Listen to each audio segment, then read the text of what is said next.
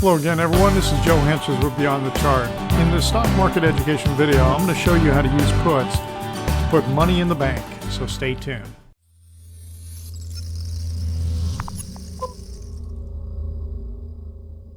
All right, let's take a look at this. This is right from my Trade Ideas page. We're talking about a trade idea that was on my page for my insider members on September 14th on FireEye. Looking to sell, and I say sell at a specific price. Here's an option, average true range, and you notice the option was a 37 strike price, so we would have been slightly in the money at that point because we were selling at 36.64, slightly below the strike price.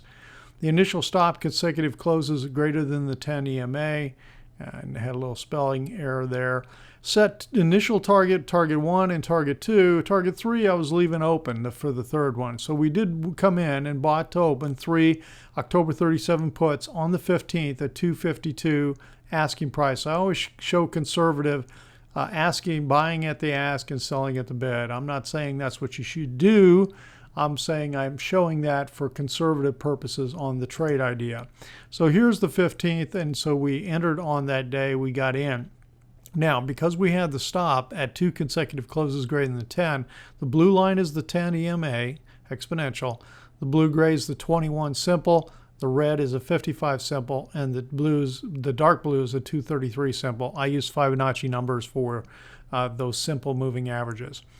So now we're still in, we come down, and here you hit the first target here on the 23rd. We hit the second target on the very next day. So the nice thing about that is you've now locked in profit on 1/3 of the position, profit on the second third of the position, and now I was going to let the third one run open. But it got down here, and it got down into this, and it got to where literally 3 average true ranges, 3 ATRs down here, and then it started to pull back. And so as it started to come back down, I said, well, if it comes back down to 3 ATR again, I'm going to go ahead and exit it, the third position. And that's why on the 4th, I set the target at 30.94, which was right in here. And so right here, the 4th was on the weekend, and this 5th was a Monday. And so it did come down and hit that third target in here, which could have actually been hit if I would have been a little more, aggressive back over here. It could have got out here, several days earlier. Because you notice that it came down and it hit 3 average true ranges in its move from up in here. And then what did it do? It went sideways for 10 days until it took the 11th day to close below the low of this day in here. So, going sideways like that, you're just losing time premium on your options, which is another reason, why to go ahead and grab profit many times instead of just sitting with it.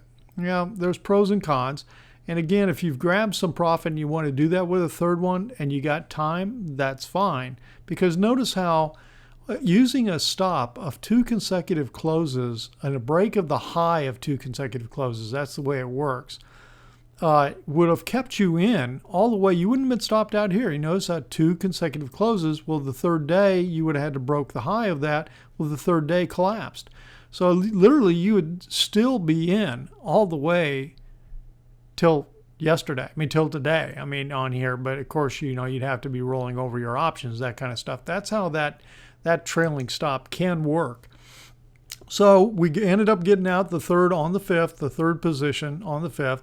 So we ended up with a nice profit, 67%, 14 trading days.